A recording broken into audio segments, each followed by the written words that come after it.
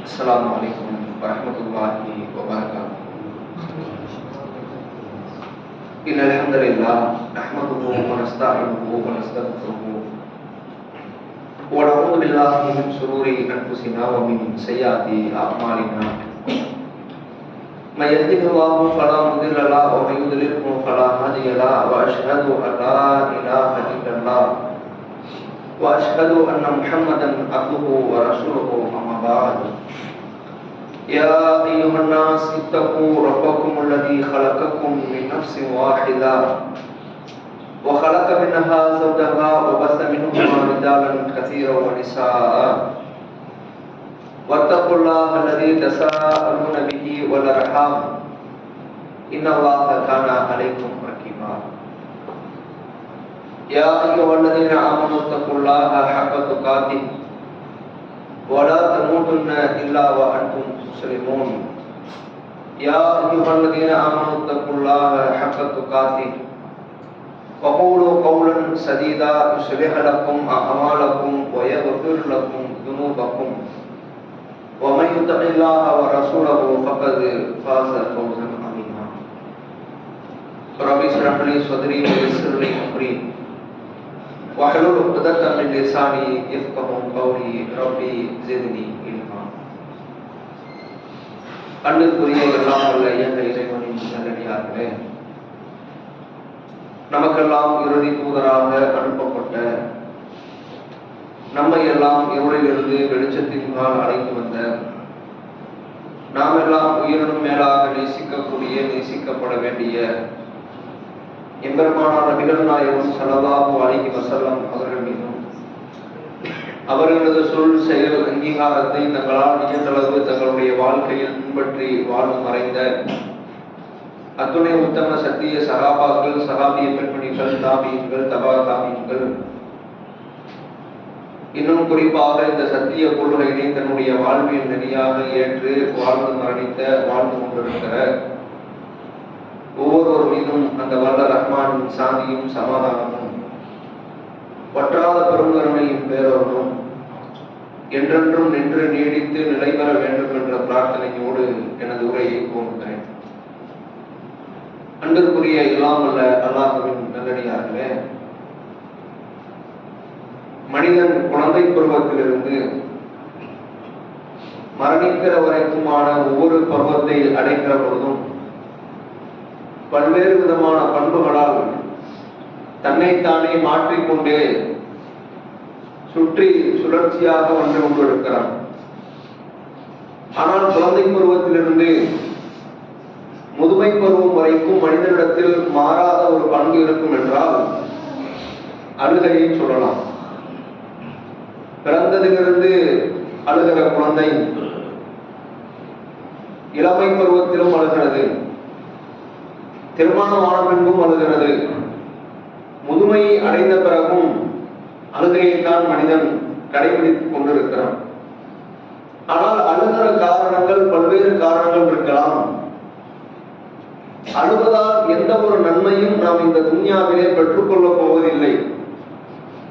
நமக்கு ஏற்பட்டிருக்கிற, நாம் இழந்திருக்கிற, நாம் ஒன்றை வெறுக்கிற, இப்படி எந்த விஷயத்திற்கு நாம் கவலை கொண்டாலும் சரி, அந்த கவலையினால் நாம் அழுகையை வெளிப்படுத்துவதால் நன்மை ஏதேனும் வந்து கிடைக்கப் போகிறதா என்று நம்மிடத்தில் கேட்டால் இல்லை என்றுதான் சொல்வோம்.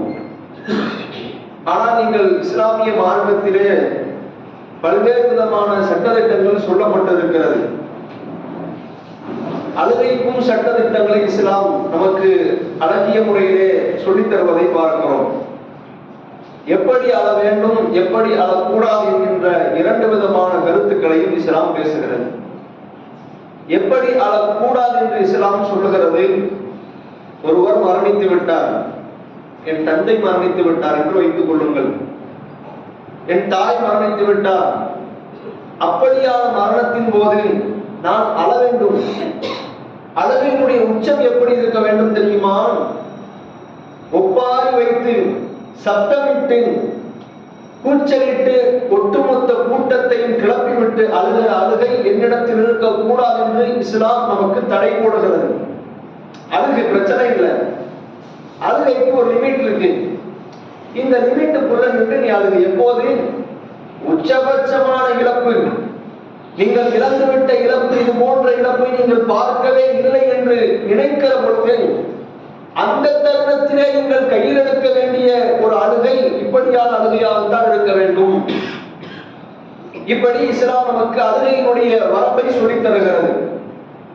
இதுவரைக்கும் நீங்கள் அழுவதால் பிரச்சனை இல்லை.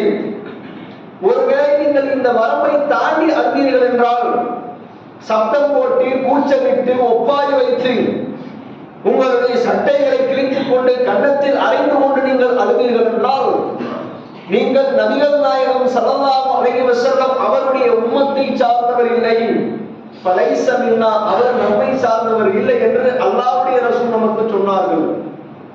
ஆக அழுகைக்கான வரம்பை இஸ்லாம் நமக்கு தெளிவாக சொல்லிவிட்டது. இன்றைக்கு நம்மில் பெரும்பான்மையான மக்கள் அப்படி அழுவதில்லை. இருந்தாலும் ஒரு எச்சரிக்கை இஸ்லாம் நமக்கு செய்கிறது. அழுவதற்கான ஆர்வத்தை இஸ்லாம் எங்கு தூண்டுகிறது?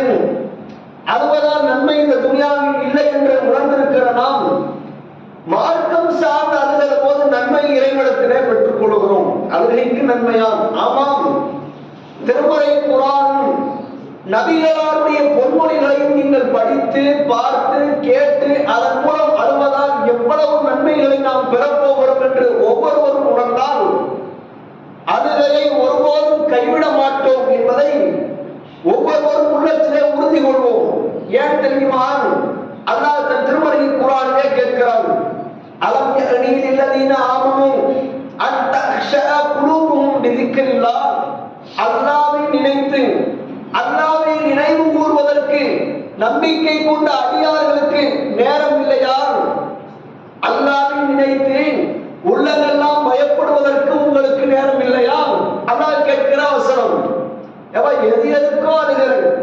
மனிதன் எதற்கெல்லாம் அழுகிறான் என்ற காரணத்தை பாருங்கள்.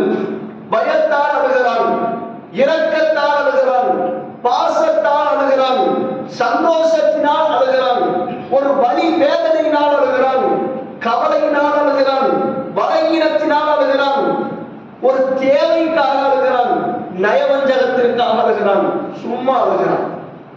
இப்படி இத்துணை காரணங்களுக்காக மனிதன் அழுகிறான். ஒவ்வொரு நாளும் என்ன செய்ய போகிறோம் என்ற பயத்தால் நாம் அழுகிற சில நேரங்கள் உண்டு. இந்த நாளை எப்படி கடக்க போகிறோம் என்றே தெரியவில்லை என்று நமக்கு நாமே புலம்பி கண்ணீர் வடிக்கிற தருணங்கள் உண்டு. சந்தோஷத்தினால் ஆடி குதித்தாடுகிற அந்த அழுகை உண்டு. ஆனந்த கண்ணீர் என்போமே அந்த கண்ணீர் உண்டு. பாசத்தால் அப்படியே தூக்கி அணைக்கிற போது நீண்ட நாட்கள் கழித்து பார்க்கிற அந்த பார்வையினுடைய பாசத்தின் வெளிப்பாடு கண்ணீராக வரும். 2-3 ஆண்டுகள் வெளிநாட்டிலே வேலை செய்துவிட்டு வீடு திரும்புகிற தந்தை, அல்லது 10-15 வருடங்கள் கழித்து வீட்டிற்கு வருகிற தந்தை தன்னுடைய பிள்ளையை பார்க்கிற பொழுது கண்ணீரோடு எடுத்து அணைப்பார். ஏன்? அவருடைய ஏக்கம் அவ்வளவு. நயவஞ்சகத்திற்காக அழுகிறார்களே உண்டு. இவன் தகுதாதான் காரியாகும். ஒரு கண்ணீர் சொட்ட தண்ணீரை விட்டோம்னா ஆறு உடஞ்சி நமக்கு என்ன ஏற்கனவோ செஞ்சு தந்துருவான் என்று அழுகிற அழுகை உண்டு. சும்மா அழுகிற அழுகை உண்டு. என்னன்னே தெரியாது, சும்மா உட்கார்ந்துருப்போம். கண்ணு தண்ணியா ஒரு சில ஆட்களுக்கு அப்படி அழுகிற அழுகையும் உண்டு. இப்படி பலதரப்பட்ட காரணங்கள் கலகிற மனிதர்கள் என்றைக்காவது அல்லாஹ்வை நினைத்து அல்லாஹ்வுடைய வேத வசனங்களை படித்து அல்லாஹ்வுடைய ரசூல் செய்த அந்த உபதேசங்களை கேட்டு அழுத தருணங்கள் உண்டால் நாம் அழுதிருக்கிறோமா? ஒவ்வொருவரும் தனித்தனியாக யோசியுங்கள்.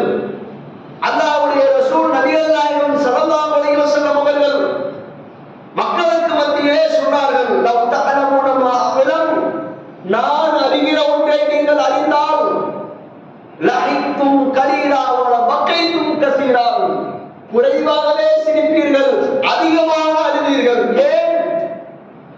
அவ்வளவு மறைவான செய்திகள், அவ்வளவு வேதனை குறித்த செய்திகள், அவ்வளவு எச்சரிக்கை குறித்த செய்திகளை நான் அறிந்திருக்கிறேன்.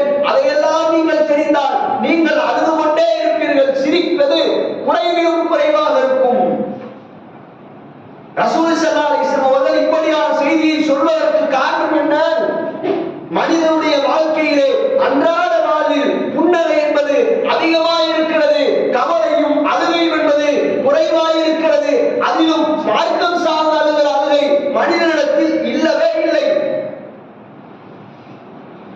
என்னைக்கு அதுவும் கடைசியா நீங்க குர்ஆன் வசனத்தை கேட்டு படிச்சு அழுத நாள் என்னைக்கு?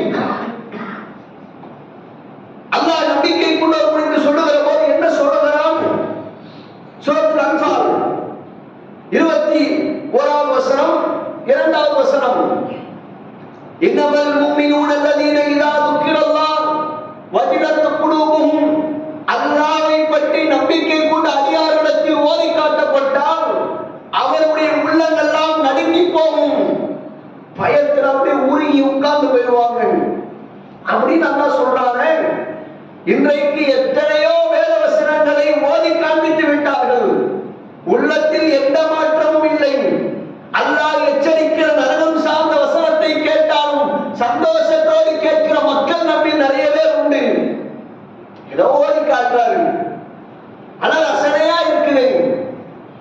பல இமாம்களுடைய காரிகளுடைய வீடியோ கிராத்துகளை கேட்கிறோம், ஓதுகிற பொழுதே கண்ணீர் விட்டு அழுகிறார்கள். அவர்களுக்கு அர்த்தம் தெரிந்ததால் அழுகிறார்கள். நமக்கு தெரியல, அதனால் அழுகிறார். தெரிய முயற்சி பண்ணுவோமா?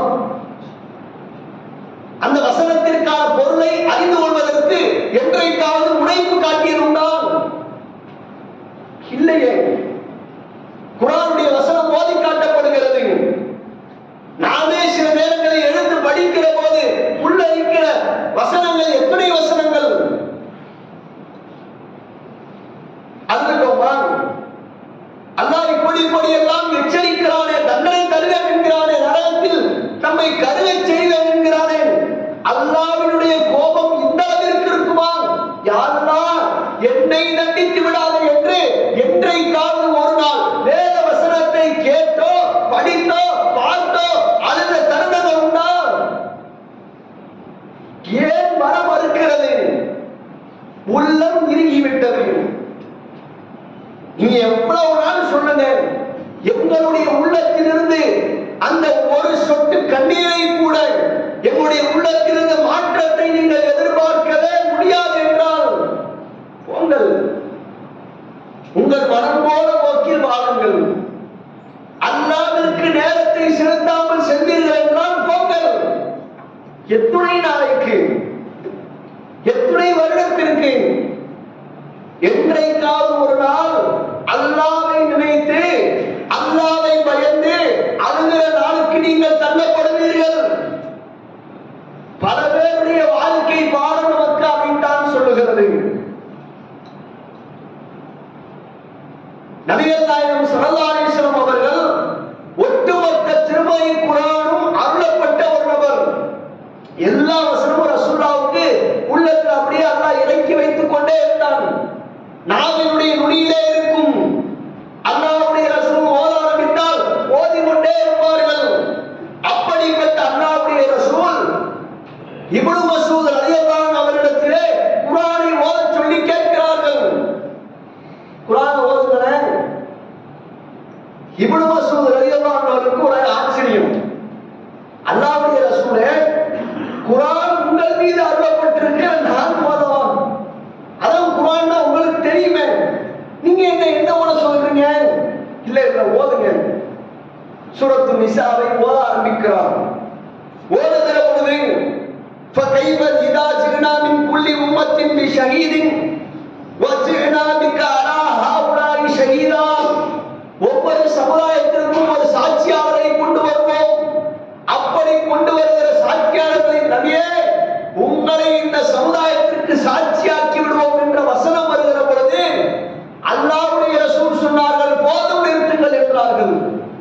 சொன்ன மாத்திரத்திலே அல்லாஹ்வுடைய ரசூல் இந்த வசனத்தை கேட்டு அழ ஆரம்பித்து விட்டார்கள். ஏன்? சமுதாயம் குறித்த அவ்வளவு ஒரு எண்ணிக்கையும் அவர்கள் பற்றிய ஒரு சிந்தனையும், ஒரே சமுதாயம் சமுதாயம் சமுதாயம் என்ற சிந்தனையிலே அல்லாஹ்வுடைய ரசூல் இருக்கிறார்கள். ஒவ்வொரு சமுதாயத்திற்கும் ஒரு சாட்சியாளர் உண்டு. நபியே, உங்களை உங்கள் சமுதாயத்திற்கு சாட்சியாக்குவோம். உங்க உம்மத் என்ன செஞ்சாங்கன்னு நீங்க சொல்றதுக்கு தூக்கிட்டு வைப்போம். அவர்களை நீங்கள் சாட்சியாளராக நிற்பீர்கள். ஆரம்பிக்கிறார்கள். யோசித்து பாருங்கள். அல்லாஹ்வுடைய ரசூல் ஓதுகிற அந்த வசனத்தை கேட்ட சஹாபாக்கள் எங்க?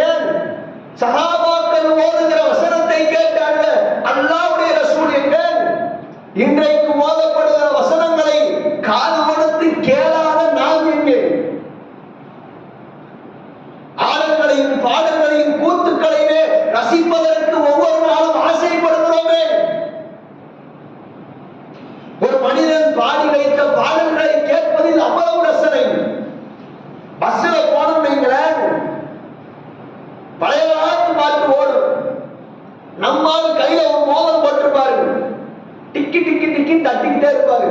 ஏன்? அவர் அந்த ரம்மியத்திலே மூழ்கி விட்டார். ஓடுகிற பாடலுக்கு இவர் இங்கு உட்கார்ந்து கொண்டு இசையமைக்கிறார்.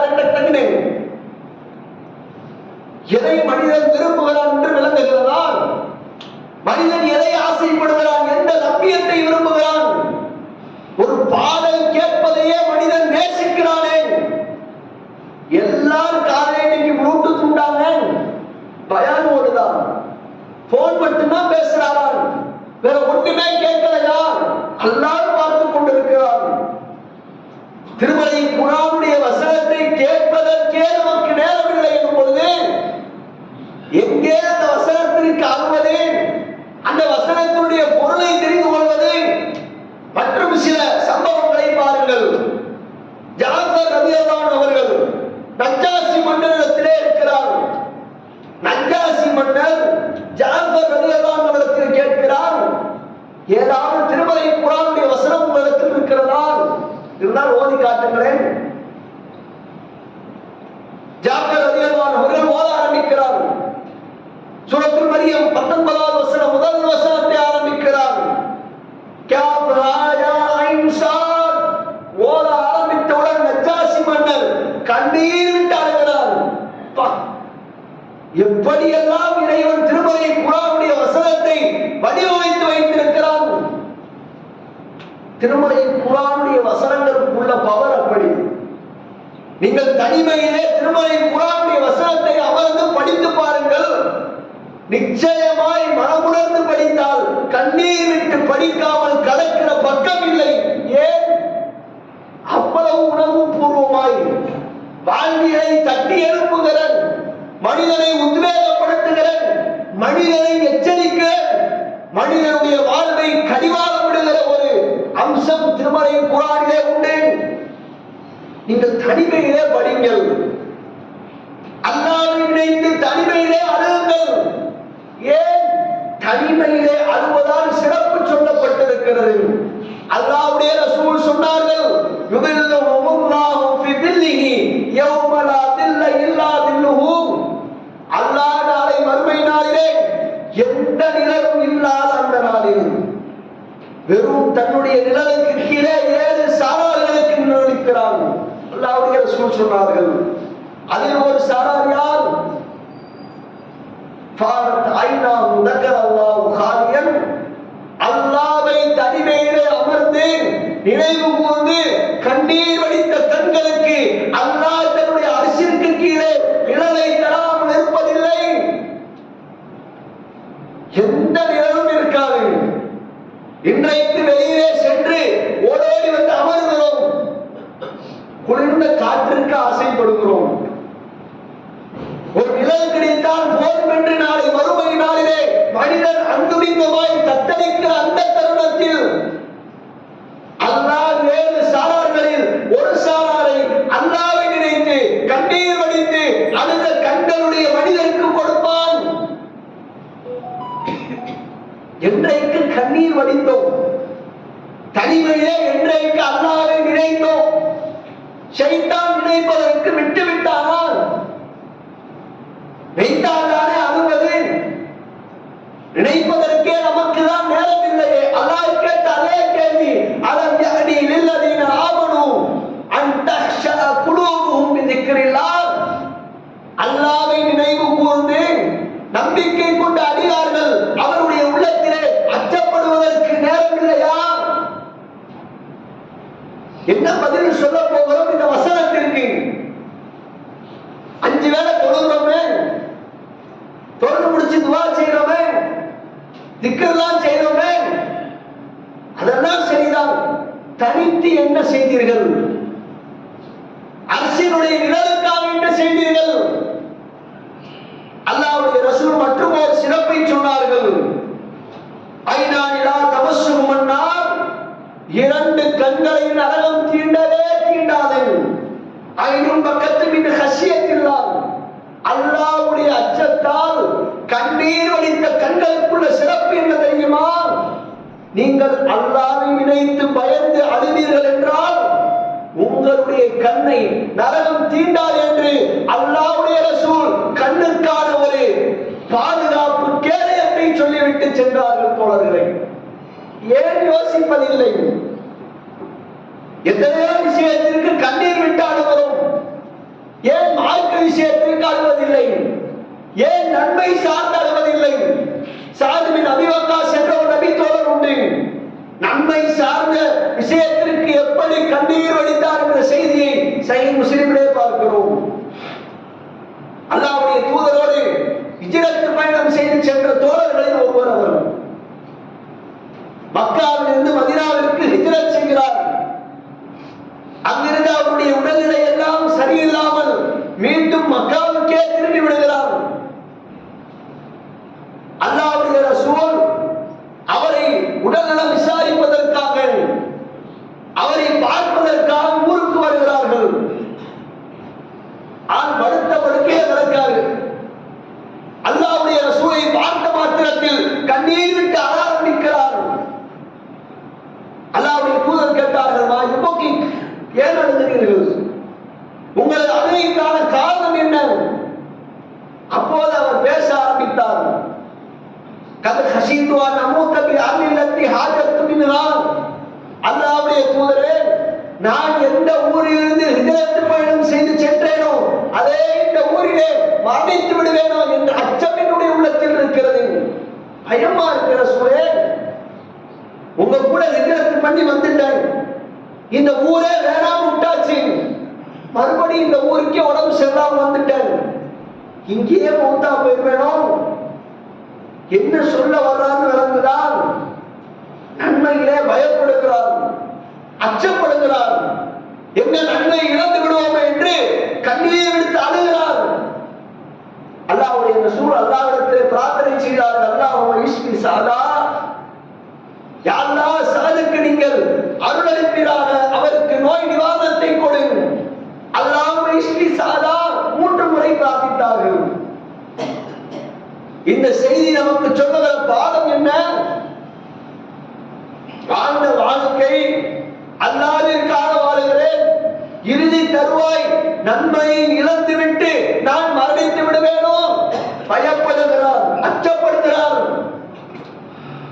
எத்தனை நன்மைகளை இழந்து விட்டு அமர்ந்திருக்கிறோம், எத்தனை தொலைகளை விட்டு அமர்ந்திருக்கிறோம், எத்தனை இடம்பெற நன்மையான காரியங்களை எல்லாம் தொலைத்து விட்டு அமர்ந்திருக்கிறோம். எந்த கவலையும் இல்லை, உள்ளத்திலே துணியாத கவலை இல்லை. நன்மை போய்விட்டது, நன்மை இழந்து விட்டது, இப்படியான ஒரு நன்மை, மிகப்பெரிய பாரதூரமான நன்மை இழந்து விட்டது. கோடி அளவிற்கு நன்மை செய்கிற வாய்ப்பு இருந்து கூட அதை இழந்து இருக்கிறது. கவலைப்பட்ட நாட்கள் உண்டா? ஏன் கவலைப்படுவதில்லை? அல்லாஹ்வை பற்றி அச்சம் இல்லை, நாளை மறுமை நாளே விசாரணை பற்றி அச்சம் இல்லை. இதுவெல்லாம் இருந்தால் மார்க்கம் சார்ந்த விஷயங்களிலே கவலை இல்லாமல் இருக்குமா? யோசித்து பாருங்கள். இன்னும் சில செய்திகள் உண்டு, 2ஆம் முறையிலே சுட்டி காட்டுகிறேன்.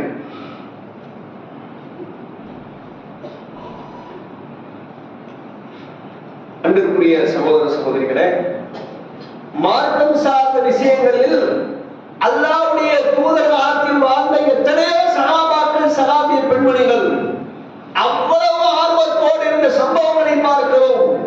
உம்மு ஐமன் என்கின்ற ஒரு பெண்மணி அல்லாஹ்வுடைய தூதர் காலத்திலே வாழ்கிறார். அல்லாஹ்வுடைய தூதர் வாழ்கிற காலத்தில் அந்த பெண்மணியை, அந்த சஹாபியை சந்திக்காமல் இருக்க மாட்டார்கள். போய் அப்பப்போ போய் பார்த்துட்டு வந்துருவாங்க.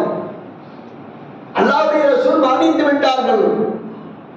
பிறகு அபூபக்கர் ரலியல்லாஹு அன்ஹு அவர்களும் உமர் ரலியல்லாஹு அன்ஹு அவர்களும் 2 பேர் சேர்ந்து உம்மு ஐமன் ரலியல்லாஹு அன்ஹா அவர்களை சந்திக்க போறாங்க. ரசூலுல்லாஹ் வளமையா வச்சுக்கிட்டு இருக்கிறாங்க, நம்மளும் போய் ஒரு 8 பார்த்துட்டு வந்துருவோமே. போறாங்க, அழுது கொண்டே இருக்கிறார்கள்.